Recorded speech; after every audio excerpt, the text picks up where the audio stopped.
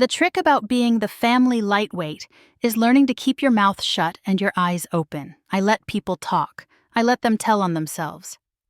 I'm Lena Park, 31, and to my relatives, I'm the quiet disappointment who never left government cubicles. My sister, Sophie, 3 years older, forever crushing it, fills group chats with boardrooms and champagne. Still pushing papers, Lena? Dad says at holidays. Mom explains me to cousins like a bulky appliance. She works for some federal office, something with banks. What I actually do can't live on Instagram. I'm a senior special agent at the Financial Crimes Enforcement Network. I read currents under shiny water, shell companies, laundering webs, identity rings. I drive a Corolla, rent a small place in Arlington, and wear off-the-rack suits because attention is gasoline on investigations. Sophie's teasing used to bounce off me. 6 months ago it sharpened.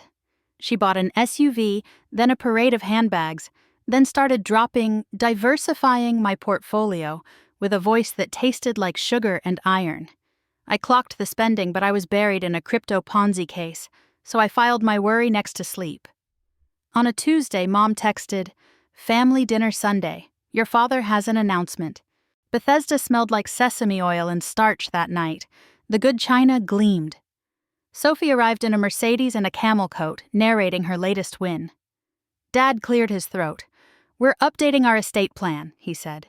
Fairness, trusts, long-term care. We ate, nodded, pretended to be normal. Dessert landed. Sophie's phone buzzed. She looked at me and smiled. "Lena," she said, "you inspired me. I used your identity to secure an $85,000 loan." I let the chandelier hum fill the silence. "You obtained a loan in my name," I said. "That's identity theft and bank fraud," Sophie laughed. "It's family. I'm making the payments." "You've already missed 3, I said. "Notices came to my address." "Logged." Her smile twitched. "You won't do anything. You can't even afford a lawyer." I set my phone on the table, hit a preset. Initiate action. Subject present at 4821 Brookside. Admission on record. Witnesses at table. Send. Mom's fork tapped. "Lena?" "My job." I faced Sophie. "You have the right to remain silent." "Stop performing," she snapped. "You're not a cop." "I'm a federal agent," I said, flipping open my credentials. FinCEN badge, Treasury ID. Dad went gray. Mom whispered, "How long?" 7 years. I didn't look away. "Anything you say can and will be used against you." She shoved back her chair. "This is ridiculous."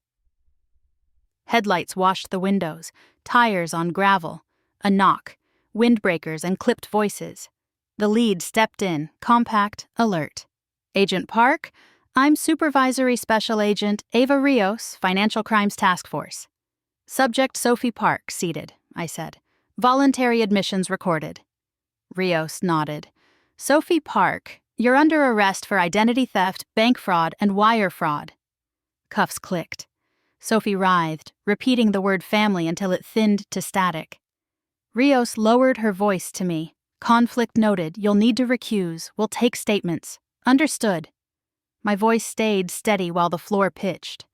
They walked my sister past the foyer mirror, her reflection stuttering between gold letters on Navy, FBI, and our mother's face, already breaking.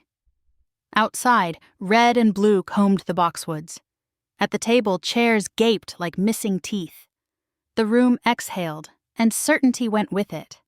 I spent the next hour giving a statement while paramedics checked Mom's blood pressure, and Dad stared at the cake.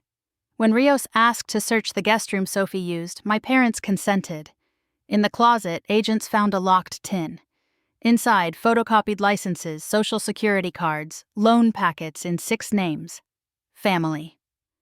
Dad's mouth opened and didn't close. Uncle Ray's data, Aunt Mina's, my parents', mine. "Victim assistance will call tomorrow," Rios said. "We'll freeze assets, place fraud alerts. You'll be coached through cleanup." 3 days later, an indictment. 14 counts. No bail, the lifestyle unraveled, the Mercedes repossessed. Handbags sealed as evidence, accounts immobilized. I recused. Another team carried the case. My crypto work kept moving. Scammers don't stop for family. At trial, 2 months on, I sat in back. The jury heard Sophie brag in my recording, saw forged signatures, mapped spending to stolen credit. The verdict came quick. Guilty on all counts. The room exhaled once. Sentencing day. Winter light striped the courtroom floor. The judge's voice stayed even. You targeted your family and showed no remorse. 8 years in federal prison, 5 years supervised release. Restitution, $340,000. Forfeiture of goods bought with fraud. Mom wept without sound. Dad held her hand like it was the last true thing he owned.